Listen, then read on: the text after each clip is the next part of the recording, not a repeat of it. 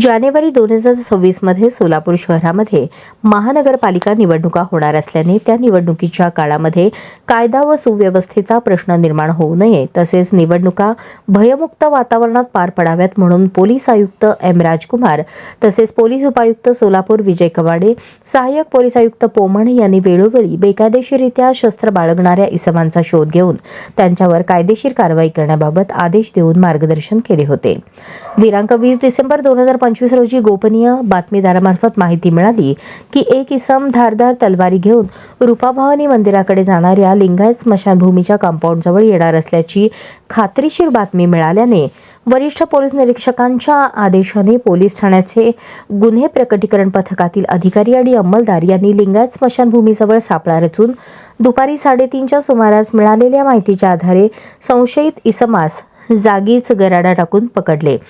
त्याचे नाव पत्ता विचारले असता त्याने त्याचे नाव मल्लीनाथ गुरलिंगप्पा निरगुडे वय 43 राहणार 58 भवानीपेठ जमावस्ती सोलापूर असे सांगितले. त्याच्या ताब्यामध्ये अंदाजे 14,000 रुपयांचा मुद्देमाल आणि एकूण 5 नग नंग्या तलवारी मॅनासह मिळून आल्या. पोलीस उपायुक्त सोलापूर यांनी जमावबंदी आणि शस्त्रबंदीचा आदेश जारी केलेला असताना सदरचा इसम याने वरील वर्णनाचे आणि किमतीचे शस्त्र बेकायदेशीररित्या स्वतः जवळ बाळगून लोकसेवकांनी जारी केलेल्या शस्त्रबंदीच्या आदेशाचा भंग केला म्हणून त्याच्या विरुद्ध पोलीस कॉन्स्टेबल दत्तात्रय दगडू काटे